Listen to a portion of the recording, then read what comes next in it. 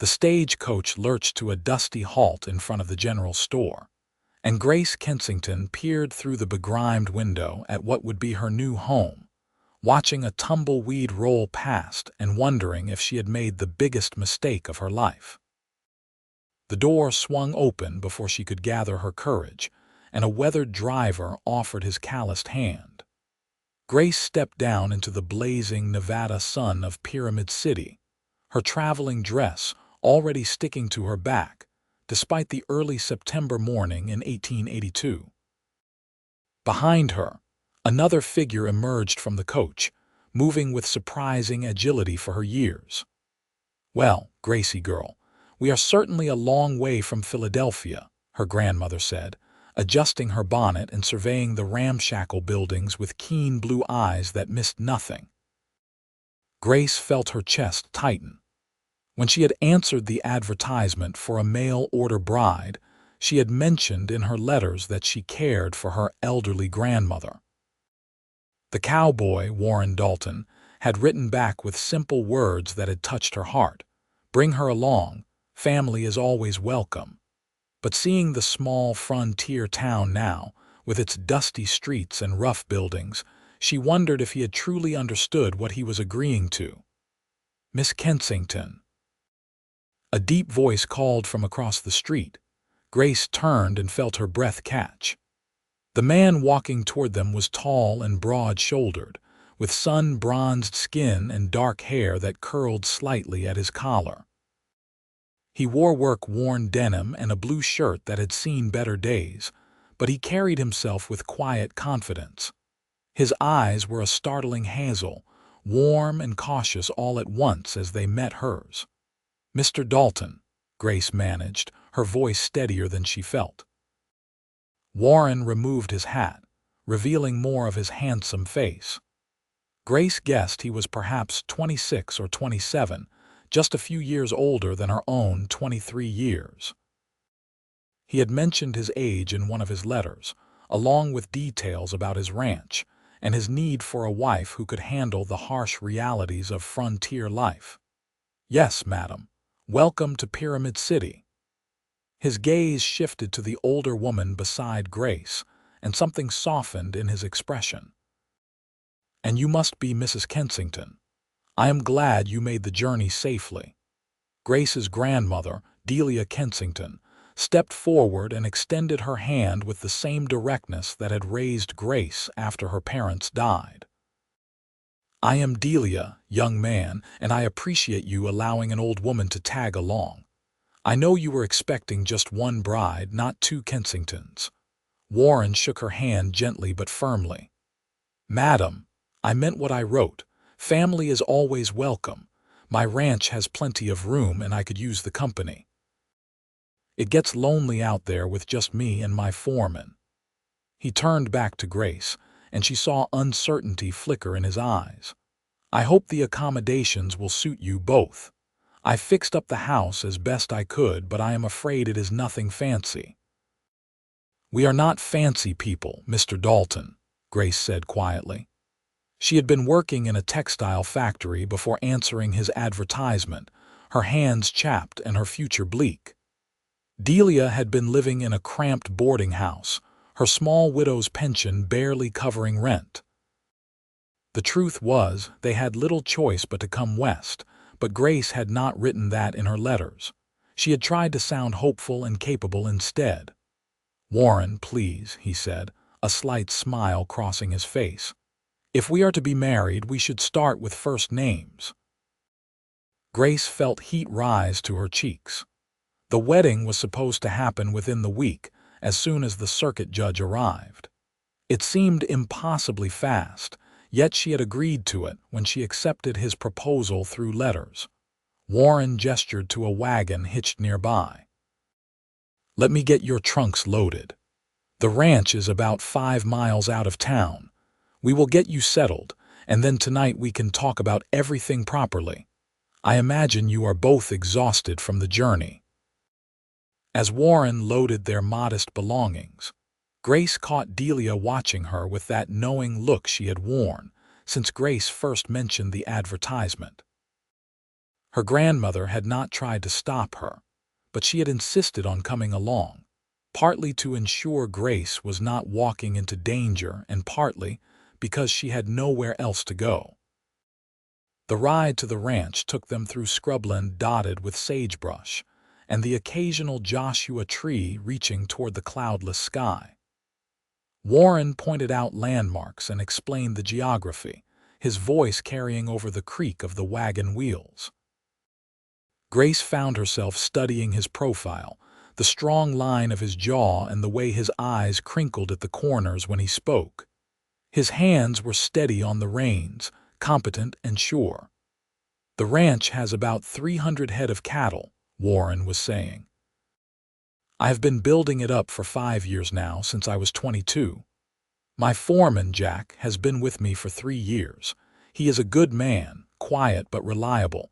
We have a small bunkhouse where he stays." "What made you decide to send for a bride?" Delia asked bluntly, and Grace wanted to sink into the wagon bed. "Grandmother," she hissed, but Warren did not seem offended. "It is a fair question, madam." He was quiet for a moment, guiding the horses around a particularly rough patch of road. "Truth is, I was married before. My wife, Sarah, died 2 years ago giving birth to our daughter, who did not survive either." Grace felt her heart clench at the pain in his voice, carefully controlled but unmistakable. "I am so sorry," she said softly. Warren nodded, keeping his eyes on the road.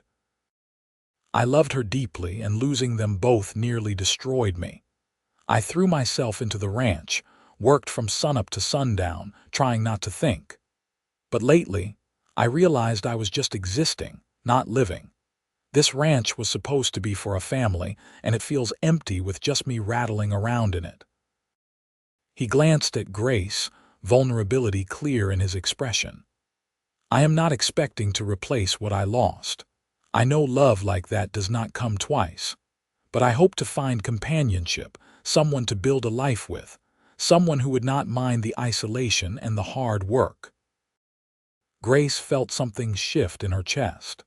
His honesty was disarming, and she appreciated that he did not try to pretend his heart was untouched. "I think companionship is a good foundation," she said carefully. "I answered your advertisement because I was looking for a fresh start for both of us. I will not lie and say I was running toward something. I was running away from poverty and a future that looked bleak. But I promise you, Warren, I am a hard worker, and I will do my best to be a good wife to you." "That is all I can ask," Warren said, and the smile he gave her was genuine and warm. The ranch came into view as they crested a small rise. It was modest but well kept, with a sturdy house built from timber and stone, a large barn, several corrals, and a smaller bunkhouse off to the side. Mountains rose in the distance, purple against the horizon, and Grace could see a stream glinting in the afternoon sun. "It is beautiful," she said, meaning it. After the cramped, sooty streets of Philadelphia, the open space felt like a gift. Warren helped them down from the wagon, and Grace noticed how careful he was with Delia, offering his arm and waiting patiently as she found her footing. A lean man with graying hair emerged from the barn, wiping his hands on his trousers. "Jack, come meet the ladies," Warren called. Jack approached with a shy nod, his weathered face breaking into a smile. "Welcome, madam." He tipped his hat to both of them. "Good to have folks at the main house again. Been too quiet around here." Warren showed them inside, and Grace was pleasantly surprised. The house was simple but clean, with a large main room that served as both kitchen and living space, and 2 bedrooms off to one side. Warren had clearly made an effort, with fresh curtains at the windows and wildflowers in a jar on the table. "I thought you and your grandmother could take the larger bedroom," Warren said, looking almost bashful. "I have been sleeping in the smaller one anyway. Once we are married, we can figure out a better arrangement." Grace appreciated his thoughtfulness. though she knew eventually they would need to navigate the more intimate aspects of marriage. For now, she was grateful for the time to adjust. Delia immediately began unpacking their things, shooing Grace and Warren out of the room with a wave of her hand. "You two talk. I will get us settled here." Warren led Grace outside to the porch, where two chairs sat overlooking the property. They settled into an awkward silence, the weight of everything unsaid hanging between them. "I want you to know," Warren began, turning to face her, "that I will not rush you. I know this is strange for both of us, marrying someone we have only just met. The letters helped, but they are not the same as really knowing a person. I am hoping we can take time to become friends first." Grace felt relief wash over her. "I would like that. And Warren, I want you to know that I understand you still love your first wife. I am not asking you to forget her or pretend she did not exist. She was part of your life, and that is important." Something in Warren's expression shifted, a mixture of gratitude and sorrow. "Thank you for that. Sarah was a good woman, and I will always carry her memory, but I am ready to move forward now. I am ready to try again." They spent the next hour talking more freely, sharing details that had not made it into their letters. Grace told him about her parents' death from cholera when she was 16, about taking care of Delia while working at the factory, about the constant struggle to make ends meet. Warren told her about growing up in Missouri, learning ranching from his father before striking out on his own, about the back-breaking work of building the ranch from nothing. "Why Pyramid City?" Grace asked. "It seems so remote." "The land was cheap, and there is good water from the mountains. The cattle industry is growing in Nevada, and I figured I could make something of myself here. It has been harder than I expected, but I have never regretted it." Delia called them in for supper, and Grace was amazed to find her grandmother had somehow thrown together a meal from the supplies in Warren's kitchen. They ate together at the wooden table, and Grace watched Warren interact with Delia, impressed by his patience when her grandmother asked probing questions about his finances, his plans, his character. He answered everything honestly, never showing irritation. "You will do," Delia finally pronounced, and Warren laughed, a genuine sound that transformed his face. "I am glad I pass muster, madam." As the sun set, painting the sky in shades of orange and pink, Warren showed Grace around the property. They walked to the barn where he introduced her to his horses, including a gentle mare named Daisy that he said Grace could ride whenever she wanted. They checked on the cattle in the near pasture, and Warren explained his plans for expanding the herd. "I want to build something lasting," he said, leaning against the fence and looking out over his land. "Something I can pass on someday if we are blessed with children." Grace felt her cheeks warm again. "Do you want children?" "I do," Warren said quietly. "I know that might seem strange after what happened with Sarah, but yes, I would like to try again. Only if you want them too, of course." "I do want children," Grace admitted. "I always imagined having a family, though I thought that chance had passed me by." Warren looked at her then, really looked at her, and Grace saw appreciation in his gaze. "You are very beautiful, Grace. I hope you do not mind me saying so. When I saw you step off that stagecoach, I could barely believe someone like you had answered my advertisement." Grace felt warmth spread through her chest. She had not considered herself particularly beautiful, with her dark blonde hair and ordinary features, but the sincerity in Warren's voice made her feel seen in a way she never had before. "You are not what I expected either," she said honestly. "Your letters made you sound practical and straightforward, but you are also kind. That means more to me than any physical description could." They walked back to the house as stars began appearing in the vast sky, more stars than Grace had ever seen in the city. Warren pointed out constellations, standing close enough that she could feel the warmth radiating from him.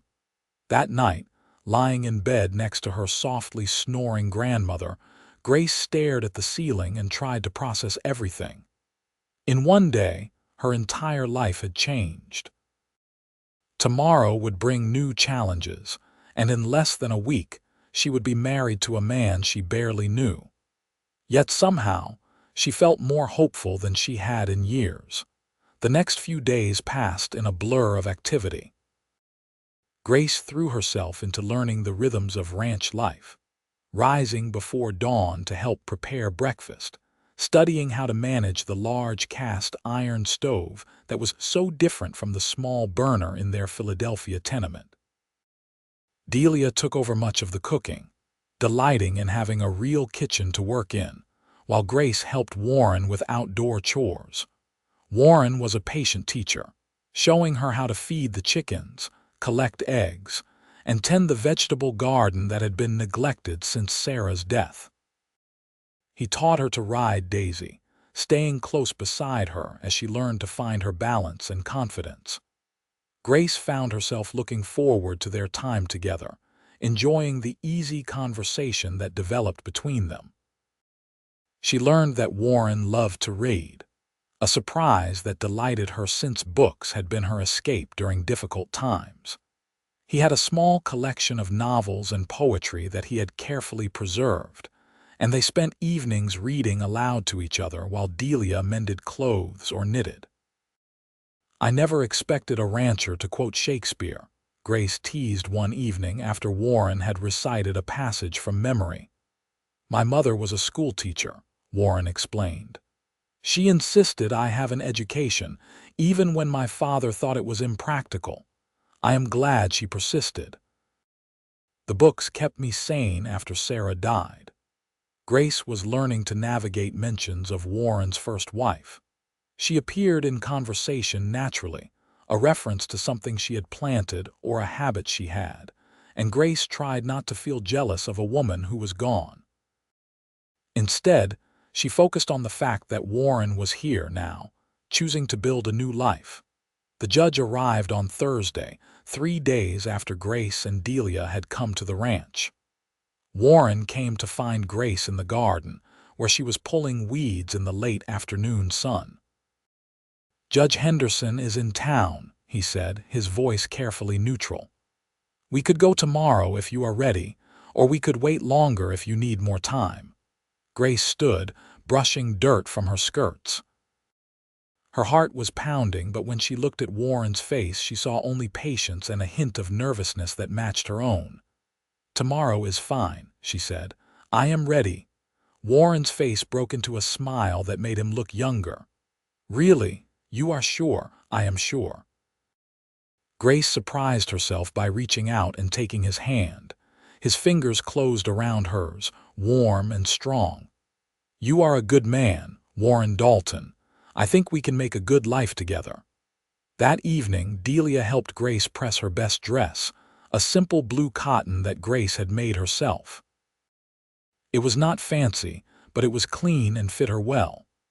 Grace tried not to think about elaborate weddings she had heard about back east, with white gowns and flowers and celebrations. This was different, practical, but it felt right somehow. Warren was quiet at supper, and Grace noticed he barely ate. When Delia excused herself to bed early, giving them privacy, Grace moved to sit beside him. "Are you having second thoughts?" she asked gently. Warren looked at her with surprise. "No, not at all. I just keep thinking about how lucky I am. I placed that advertisement half expecting no one to respond, or to get letters from women looking to take advantage. But your letters were different, Grace. They were honest and thoughtful, and you never once asked me how much money I had or what I could buy you." "Those things never mattered much to me," Grace said. "My parents were not wealthy, but they were happy. They taught me that love and respect are worth more than gold."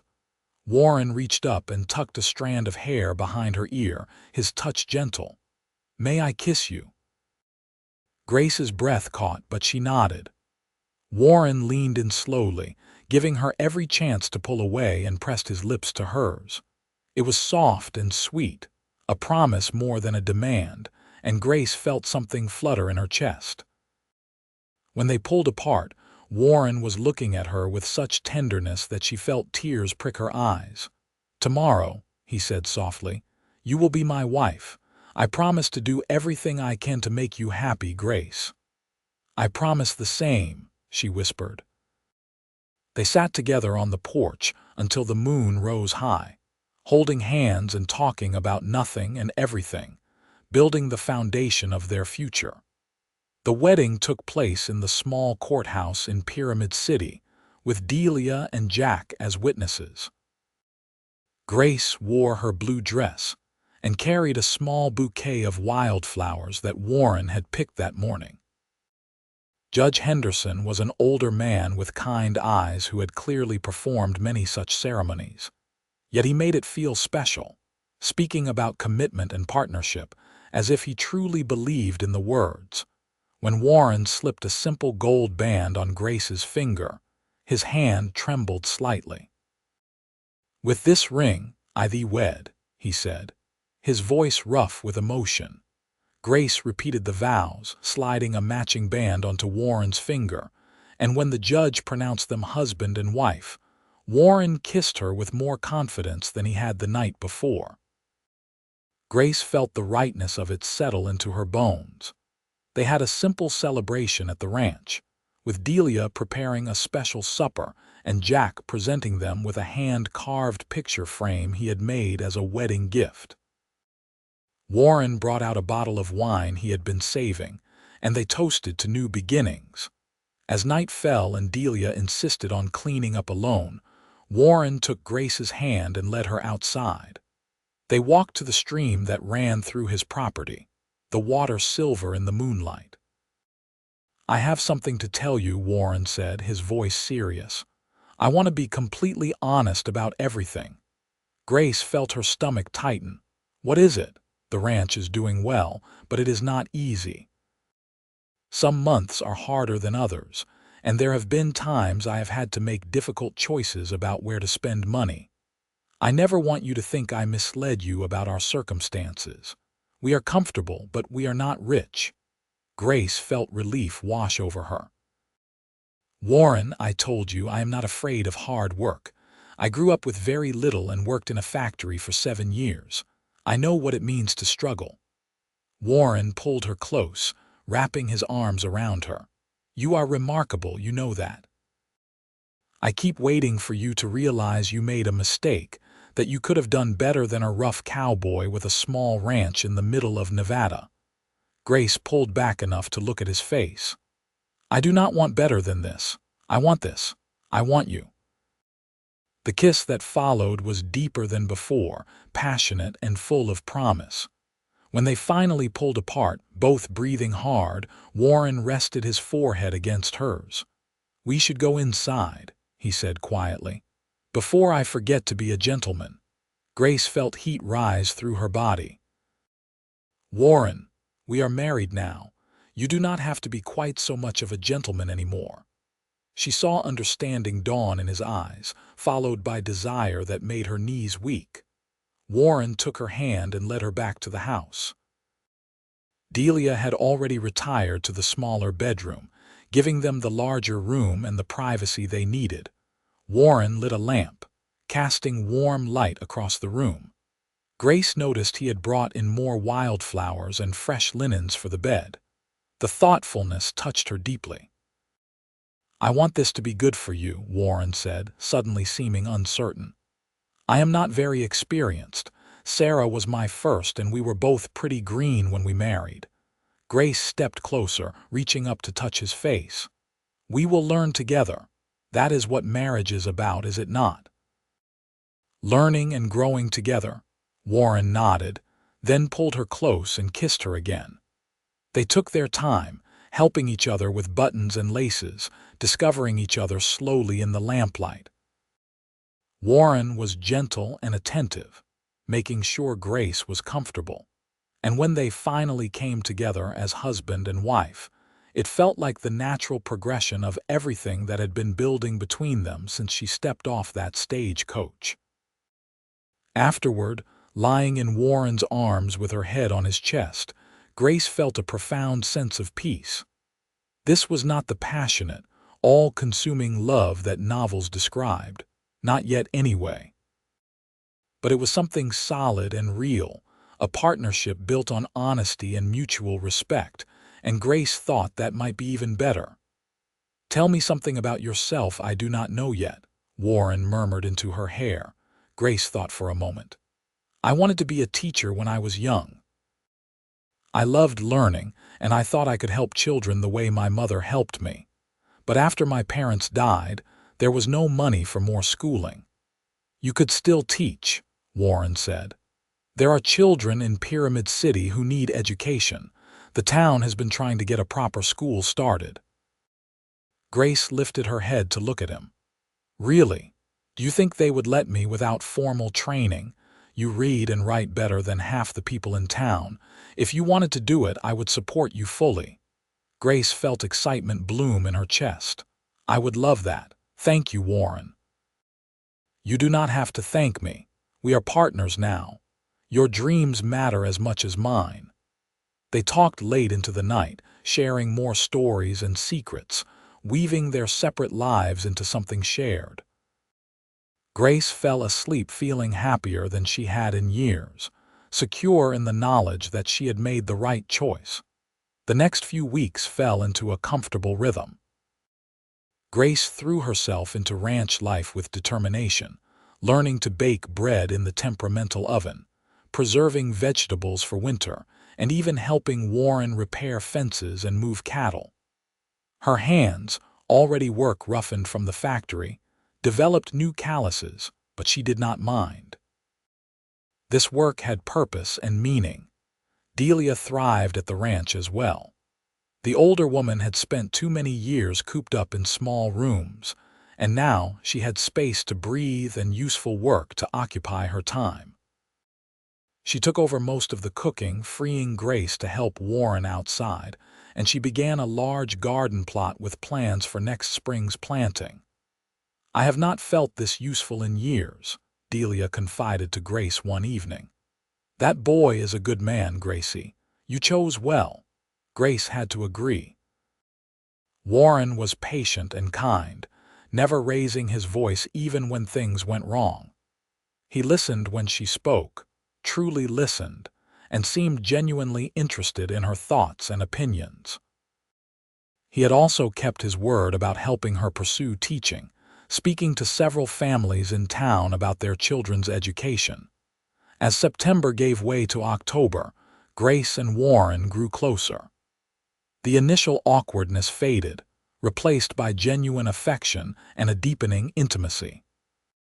Grace found herself watching for Warren during the day, her heart lifting when she spotted him riding in from the range. Their nights were spent in exploration and growing passion, learning each other's bodies and preferences. One evening in mid-October, as they lay tangled together in bed, Warren propped himself up on one elbow and looked down at Grace with an expression she could not quite read. "What is it?" she asked, reaching up to touch his face. "I just realized something," Warren said softly. "I am falling in love with you." Grace felt her breath catch. She had been feeling something similar, a growing warmth and attachment that went beyond simple affection, but she had been afraid to name it. "I think I am falling in love with you too," she whispered. Warren's face broke into a brilliant smile and he kissed her deeply. "I did not think this would happen," he admitted when they pulled apart. "I thought we would have companionship and friendship and that would be enough. But this, Grace, this is so much more." "I know," Grace said, tears of happiness sliding down her temples. "I feel it too." They made love with new intensity that night, the words "I love you" falling from both their lips like prayers. The next morning, Grace woke to find Warren already up and dressed, standing by the window with a troubled expression. She sat up, pulling the quilt around her. "What is wrong?" Warren turned, and she saw worry in his eyes. There is a storm coming, a bad one by the look of those clouds. We need to get the cattle to lower ground and make sure everything is secured. Grace dressed quickly and helped with preparations. The sky had turned an ominous gray-green, and the wind was picking up, bringing the smell of rain and electricity. Warren sent Jack to round up the nearest cattle, while he and Grace worked to secure the barn and bring the horses in. By noon, the storm hit with ferocious intensity. Rain lashed down in sheets, and thunder cracked so loudly it shook the windows. Grace and Delia huddled inside while Warren and Jack made sure all the animals were safe and accounted for. When Warren finally came in, soaked to the skin and shivering, Grace had hot coffee ready and dry clothes laid out. "Is everything all right?" she asked anxiously. "Mostly. Lost part of the fence in the north pasture and some cattle scattered, but Jack and I will round them up once this passes. Could have been worse." The storm raged for 2 days, keeping them all confined to the house. Grace taught Delia to play poker with dried beans as chips, and Warren read aloud from a collection of Mark Twain stories, doing different voices that had them all laughing. Despite the fury outside, Grace felt cozy and safe. Her new family gathered close. When the storm finally broke, revealing a washed clean landscape and a brilliant blue sky, Warren and Jack rode out to assess the damage and retrieve scattered cattle. Grace used the time to clean the house thoroughly, opening windows to let in fresh air, and to have a long overdue conversation with her grandmother. "You are truly happy, are you not?" Delia asked, watching Grace hum as she swept the floor. "I am, grandmother, more than I ever expected to be.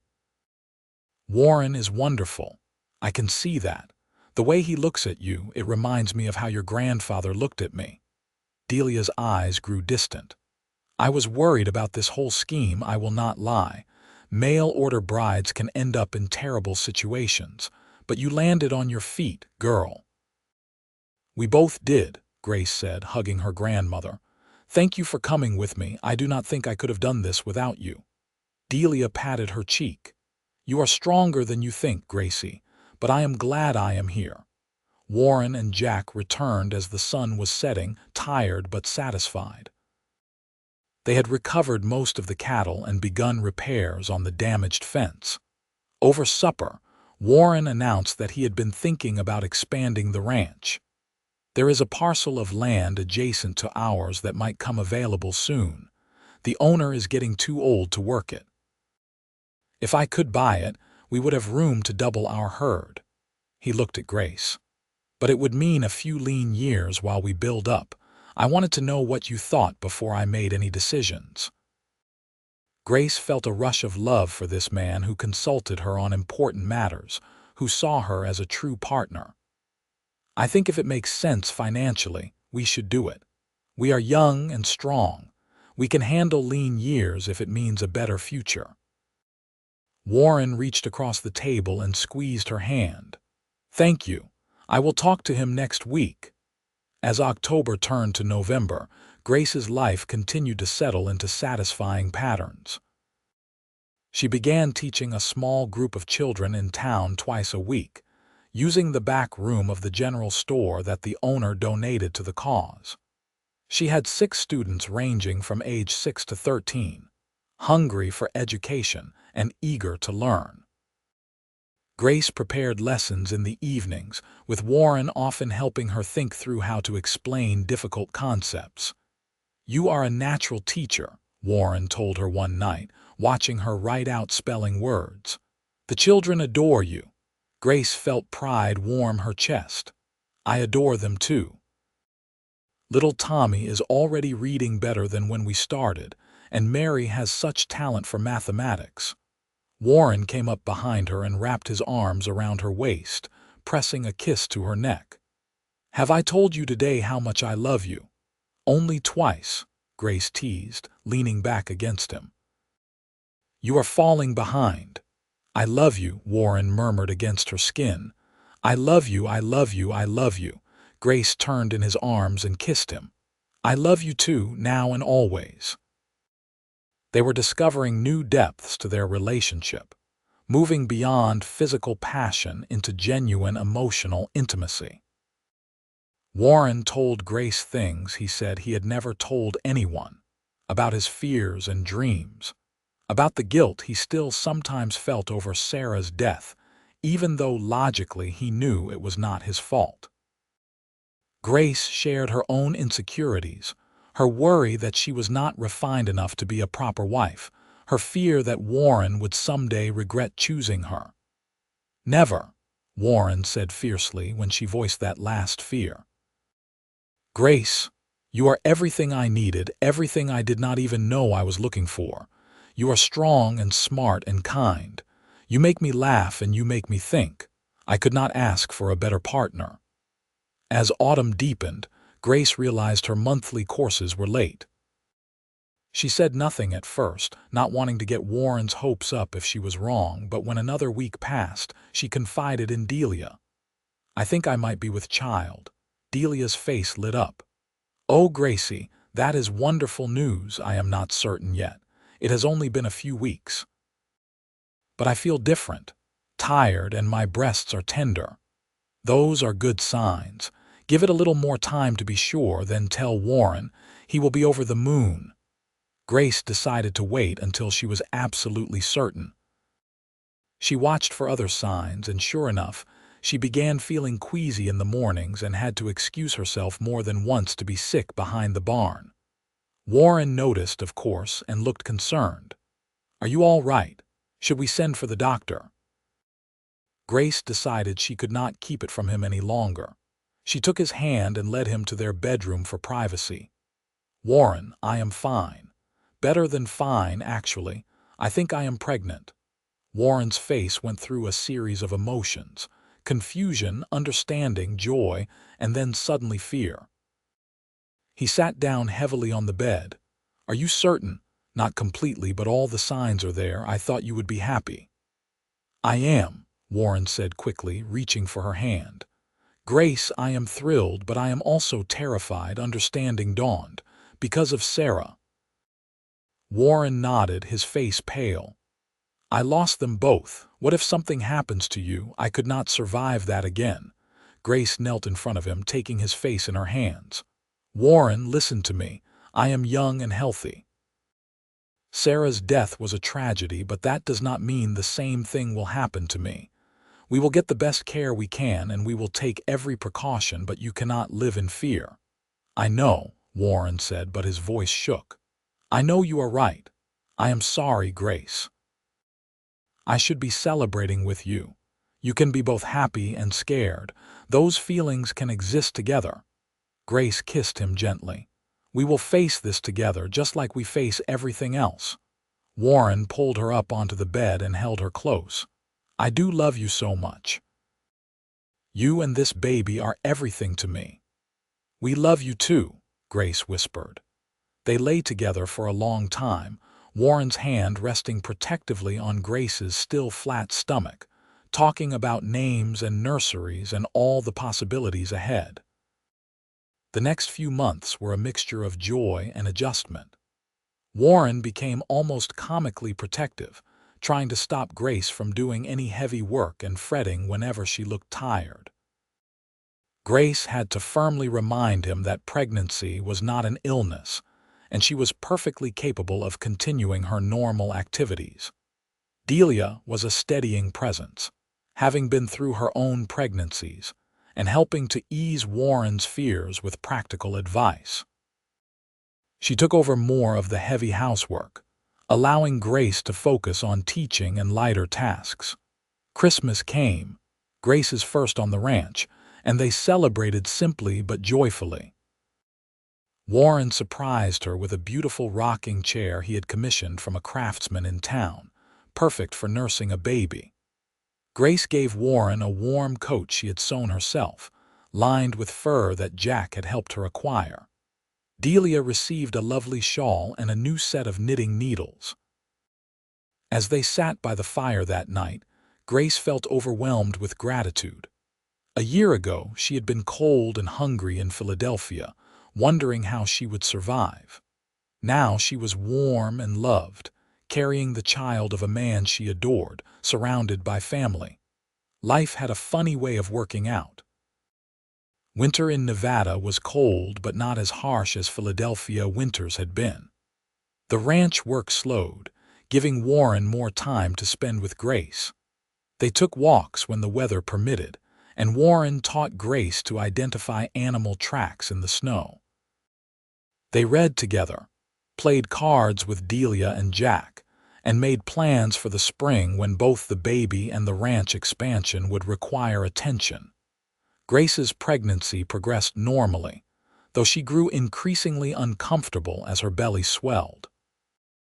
Warren was attentive and sweet, rubbing her aching feet and back, and never complaining when her mood swung wildly due to the changes in her body.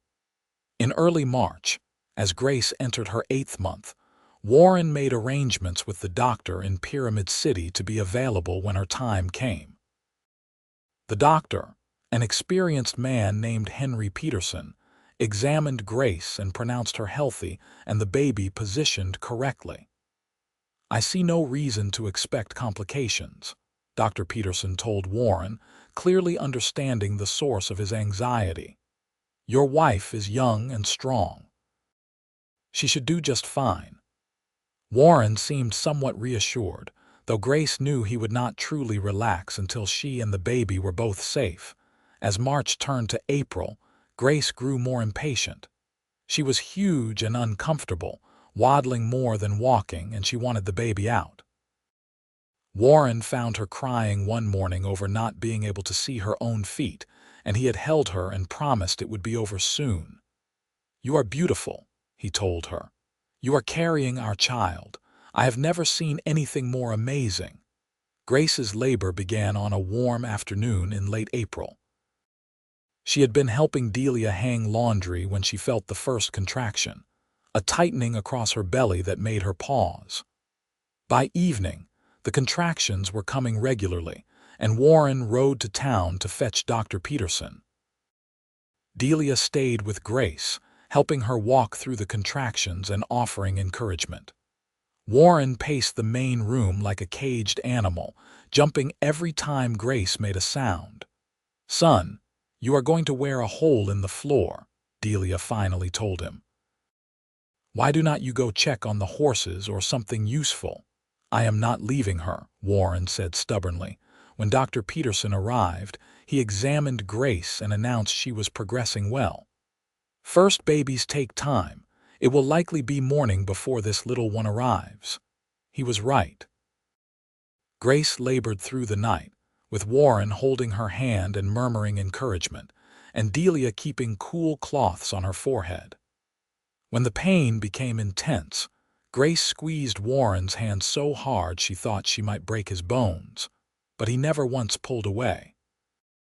As dawn light began filtering through the windows, Dr. Peterson told Grace it was time to push. She bore down with all her strength, Warren supporting her back and whispering that she could do this. He believed in her, just a little more. When the baby's cry finally filled the room, sharp and healthy, Grace collapsed back against Warren in exhausted relief.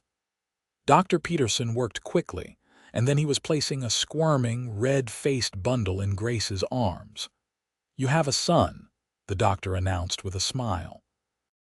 Grace looked down at her baby, counting tiny fingers and toes, marveling at the perfection of him.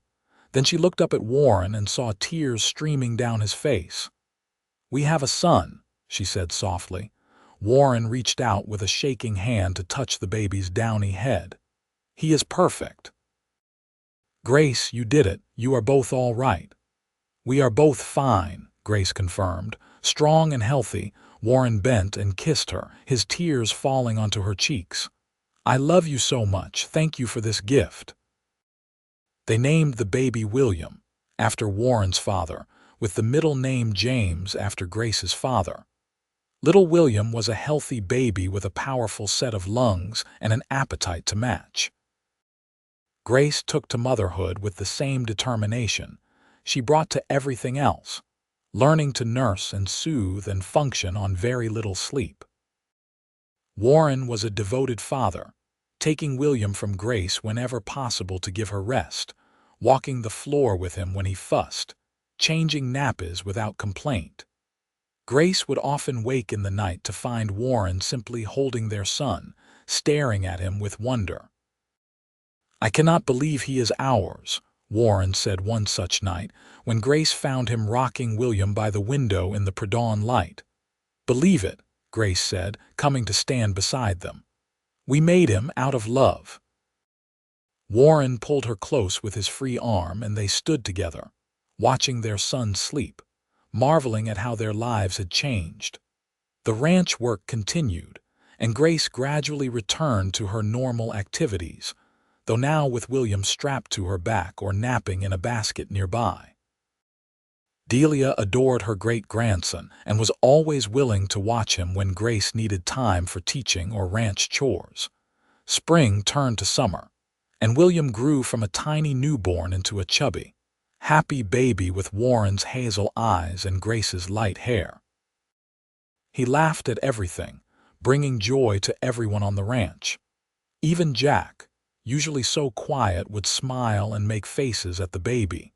In July, Warren finalized the purchase of the adjacent land, significantly expanding their holdings. It was a big step, requiring a loan that would take years to pay off, but Grace supported the decision fully.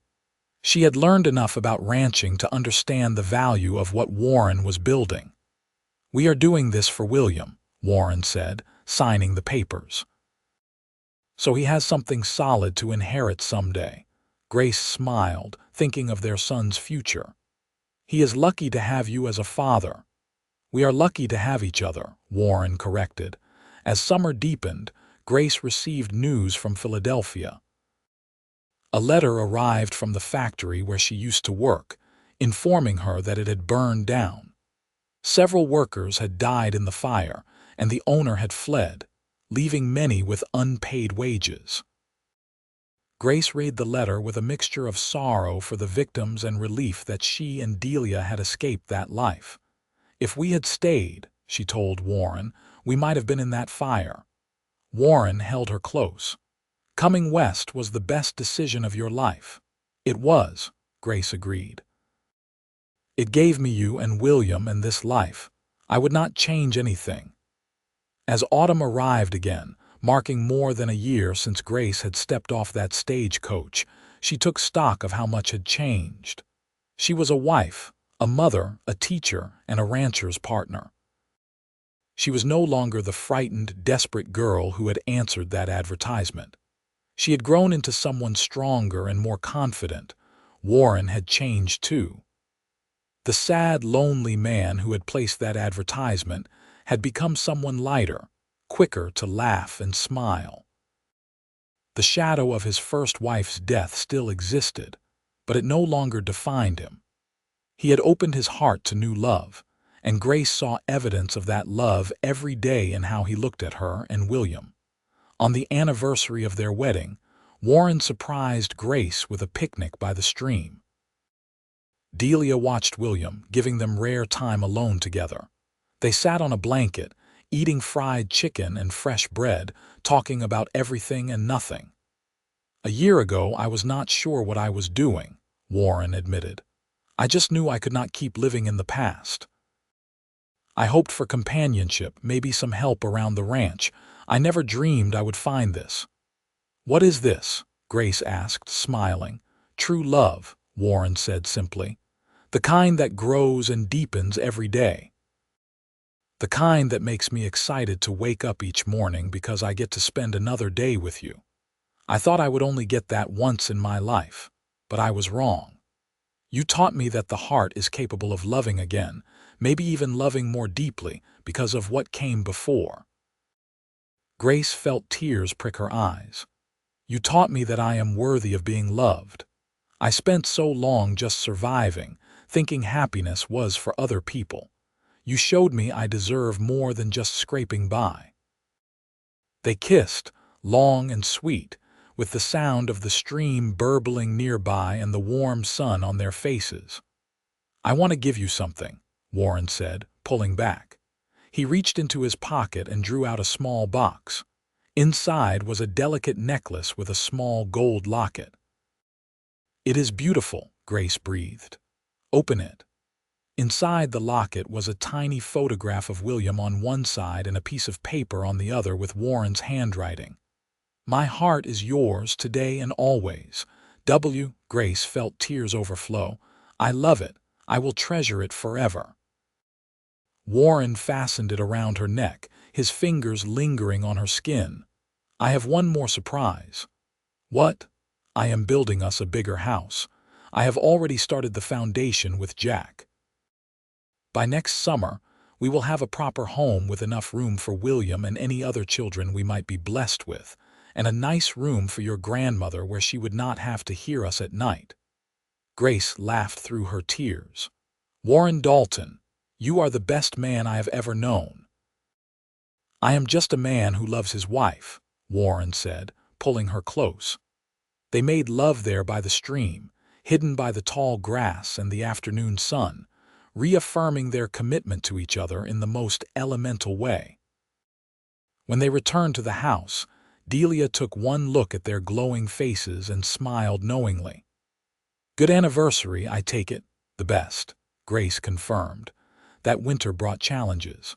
A particularly harsh snowstorm killed several head of cattle and damaged part of the barn. Money was tight as they rebuilt and dealt with the losses while also funding the construction of the new house. Grace sold some of her jewelry, pieces she had inherited from her mother, to help ease the burden. "You do not have to do that," Warren protested. "We are partners," Grace reminded him. "Your problems are my problems. Besides, these are just things. Our family is what matters." Warren pulled her into a fierce embrace. "How did I get so lucky?" They weathered the difficulties together, making hard choices but never wavering in their commitment to each other and the ranch. William grew into a toddler, taking his first steps in February and saying his first word, "Da," which delighted Warren to no end. Spring came again, bringing renewal and the completion of the new house. It was beautiful, with 3 bedrooms, a large kitchen, a proper parlor, and even a study where Warren could keep his books and Grace could prepare her lessons. They moved in on a warm May day, and Grace felt like she was living in a palace. "This is really ours?" she asked, spinning in the center of the parlor. "All ours," Warren confirmed. "A home for our family." Delia's room was on the first floor, allowing her privacy and making it easier for her to move around as her joints grew stiffer with age. The older woman had slowed down over the past year, though she still insisted on helping with cooking and minding William. That summer, Grace realized she was pregnant again. This time, Warren handled the news with more confidence, though he still worried. The pregnancy was easier than the first, and Grace continued teaching and helping with the ranch almost until her due date. In late January 1885, Grace gave birth to a daughter. The labor was shorter, and Dr. Peterson said everything went perfectly. They named her Sarah after Warren's first wife, with the middle name Delia. "Are you sure?" Warren asked, his voice thick with emotion. "You do not mind. She was part of your life, part of what made you who you are," Grace said, holding their daughter. "It feels right to honor her memory this way." Warren cried as he held little Sarah, his tears falling onto her blanket. "Thank you," he whispered. "Thank you for understanding." William, now almost 2 years old, was fascinated by his baby sister, wanting to touch her gently and bring her toys. Grace and Warren took pictures of their growing family, preserving these precious moments. Life settled into a busy but satisfying rhythm. The ranch prospered as Warren's careful management and expansion paid off. Grace's teaching grew to include more students, and the town talked about building a proper schoolhouse with Grace as the main teacher. Delia, though slowing down, remained a vital part of their household, telling stories to the children and offering wisdom born of her long life. The years passed in a blur of activity and love.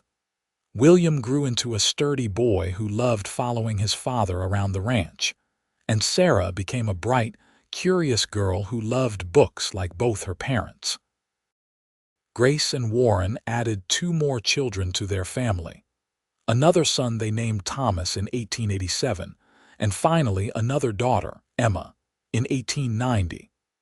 Their house was always full of noise and laughter, with children running and playing, dogs barking, and the comforting sounds of family life. Warren expanded the ranch further, becoming one of the most successful cattlemen in that part of Nevada. Grace established a proper school in Pyramid City, earning respect as an educated and capable teacher. Through it all, Grace and Warren's love only deepened. They had their disagreements, of course, as any married couple does, but they always talked through their problems and never went to bed angry. They made time for each other despite the demands of children and ranch, taking walks together or staying up late talking after the children were asleep. "Do you ever regret it?" Warren asked one evening, years into their marriage. They were sitting on the porch of their fine house, watching the sunset paint the mountains gold and purple. "Regret what?" Answering that advertisement. "Coming to Nevada. All of this." Grace looked at her husband, seeing the silver beginning to thread through his hair, the lines around his eyes from years of squinting into the sun and smiling. She thought of their 4 healthy children sleeping inside, of the successful ranch they had built together, of the community they had become part of. "Not for one single moment," she said firmly. "This life with you, it is more than I ever dreamed possible. You gave me a home, a family, a purpose. You taught me what real love looks like." Warren took her hand, his grip still strong despite the years. "You saved me, Grace. I was just going through the motions before you came. You brought me back to life." "We saved each other," Grace corrected. They sat in comfortable silence, hands linked, as the stars began appearing in the vast Nevada sky.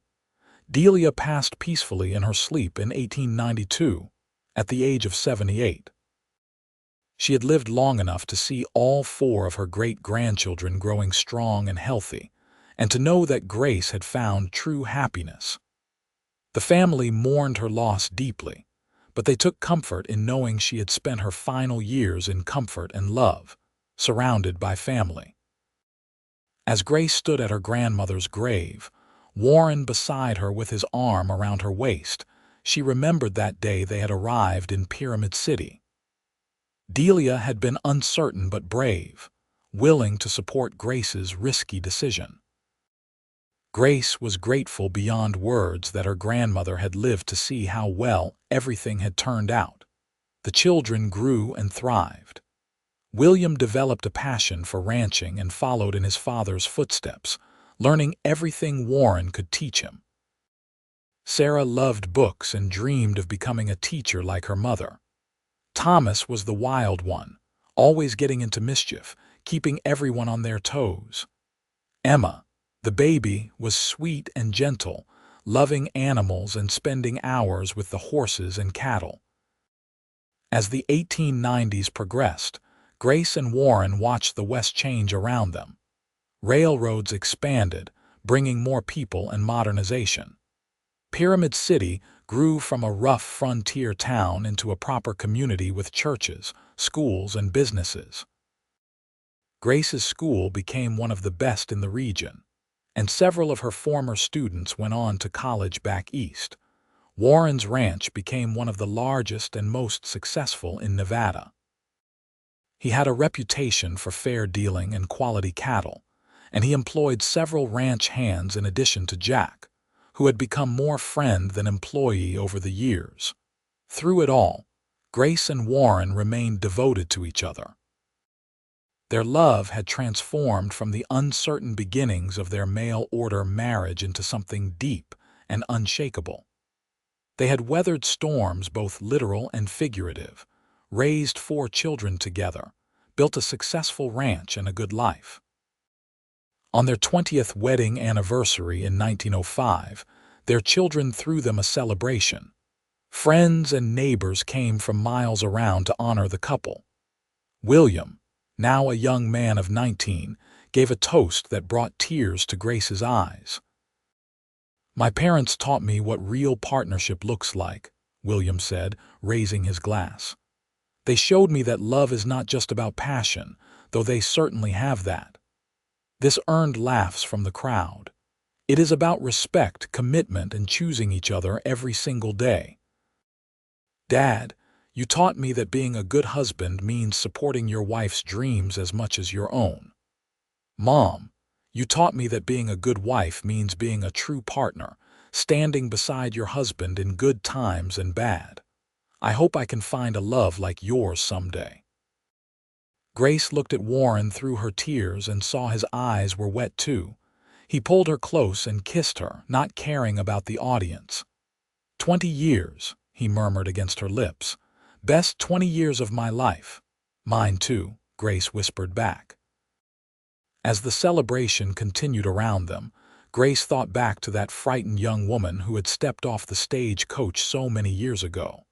She had been desperate, uncertain, gambling everything on a man she had never met. But that gamble had paid off beyond her wildest dreams. Warren had said family was always welcome, and he had meant it. He had welcomed Delia with open arms, treating her with respect and kindness until her final days. He had welcomed the children they created together, loving them fiercely and raising them with patience and wisdom. He had welcomed Grace herself, opening his heart despite his pain and past, choosing to love again. And Grace had welcomed the challenges of ranch life, of motherhood, of building something from nothing. She had found strength she did not know she possessed, confidence that had been beaten down by poverty and hardship. She had become a teacher, a mother, a rancher's wife, and most importantly, herself. As the years continued to pass, Grace and Warren enjoyed watching their children build their own lives. William eventually married a smart young woman named Helen and took over more of the ranch operations. Sarah did become a teacher, starting her own school in a neighboring town. Thomas settled down surprisingly, becoming a talented horse trainer. And Emma, their baby, grew into a beautiful young woman with a gift for painting. Warren and Grace became grandparents, delighting in the next generation. They were the kind of grandparents who spoiled shamelessly, but also taught important lessons about hard work and integrity. Their house remained the center of family gatherings, always full of children and laughter. As they entered their 50s and then their 60s, Warren and Grace slowed down, passing more responsibilities to their children. They took time to travel a bit, seeing parts of the West they had never visited. But they always came home to the ranch, to the place they had built together. On a warm evening in 1920, as they sat on their porch watching another sunset, Grace reflected on nearly 40 years of marriage. She was 61 now, her hair silver and her hands gnarled with age and work. Warren was 64, his face weathered but his eyes still bright when he looked at her. "I have been thinking," Warren said, breaking their comfortable silence.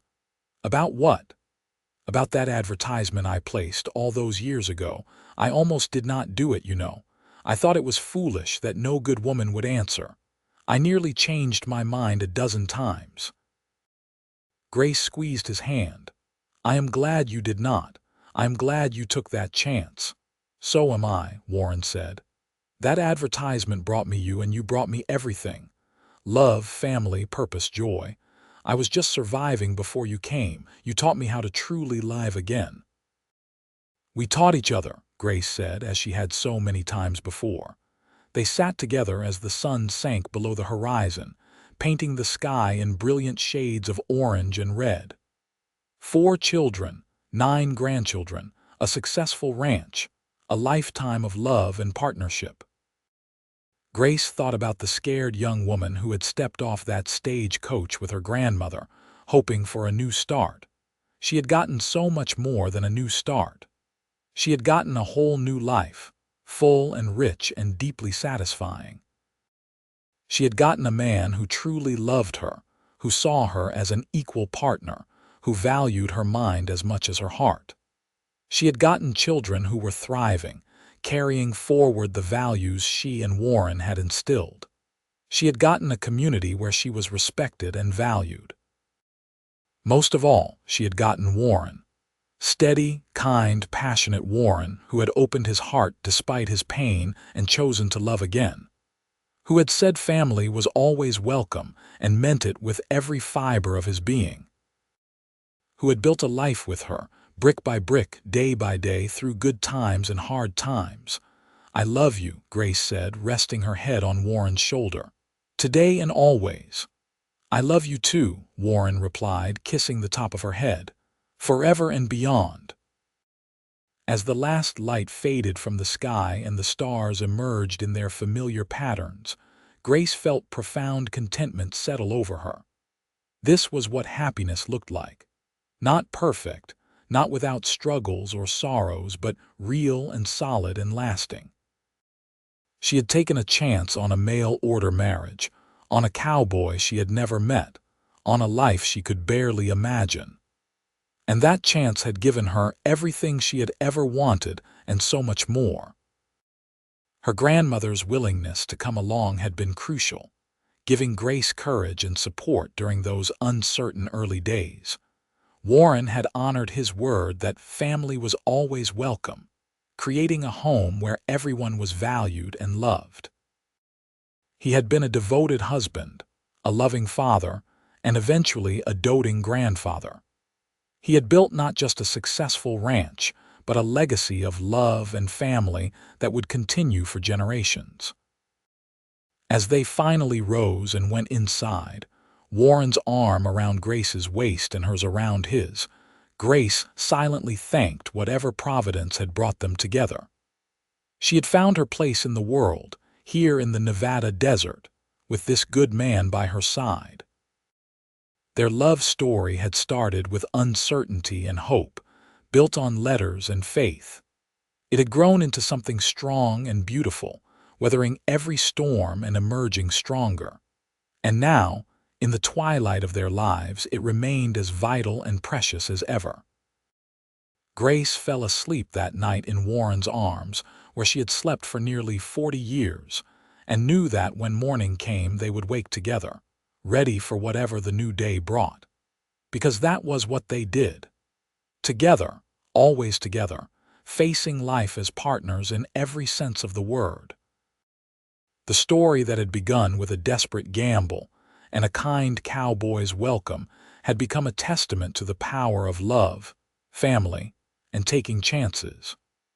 Grace and Warren had built something lasting and beautiful, proving that sometimes the best things in life come from the most unexpected beginnings.